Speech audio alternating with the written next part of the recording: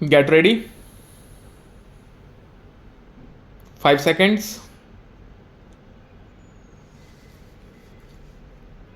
Start. Madam, before I come to the general issues, I want to take the issues of the pension of ex-servicemen. This is something which is agitating the ex-servicemen for quite a long time.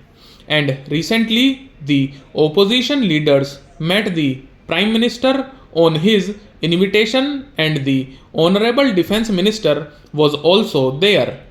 Here, on the floor of the House, I would pointedly want to put this issue.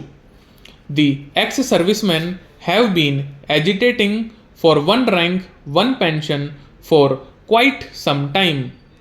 The usual argument that was being given is that it will not be possible to make a reasonable distinction between ex-servicemen and the other government employees, civilian employees. In this regard, I had a consultation with the Attorney General Mr. Soli Sorabji when we were in the government, and he had told us that a reasonable distinction can very clearly be made.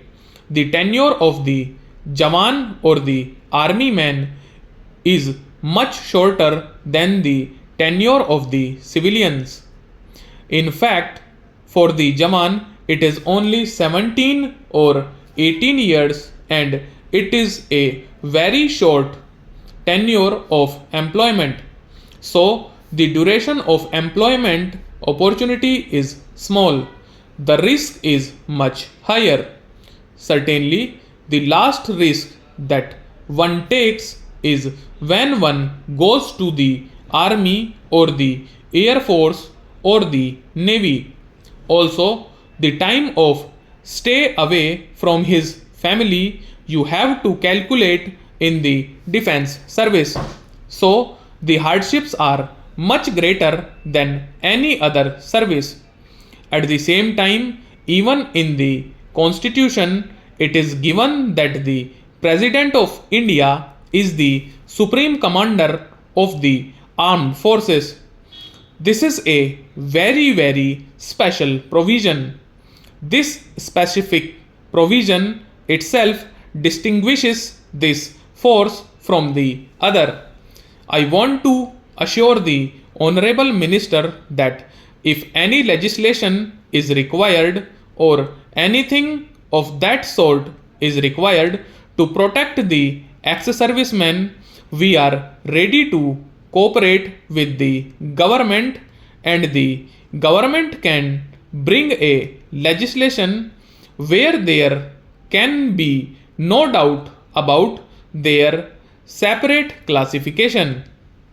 In this regard, the National Front government had taken a decision in October 1990 to give benefits of pension to the ex-servicemen. The CCP had taken the decision of giving benefits from Sepoy to Subedar Major level. The government had in mind to give it to all the officers also. The commitment of the government for the officers was made clear through a press release on behalf of the government. I want to state it clearly on the floor of the House that in matters of public interest there is no question of secrecy, because we are all concerned with a matter in which the ex-servicemen are emotionally involved. May I state that from the meeting we had with the Prime Minister in the presence of Defense Minister, we clearly understood and we are given the assurance that the benefits that will accrue to the ex-servicemen will not be less than what the National Front government had agreed to give them. Here also we were given the assurance that a statement to this effect would be made on the floor of the House by the Defense Minister. I look forward to that statement and that classification on the floor of the House.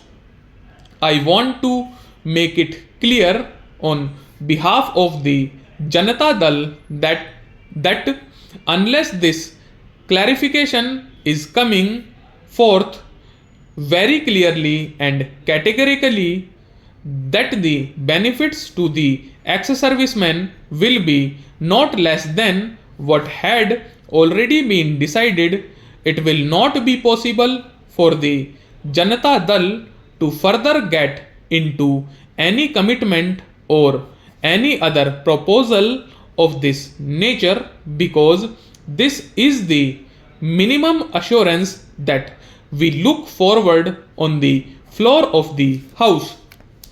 Governments may come and governments may go, but any assurance given on the floor of the House has much greater weight. This is what we have understood. If there is any difference in understanding between the Honorable Minister and what I am saying, it may be clarified.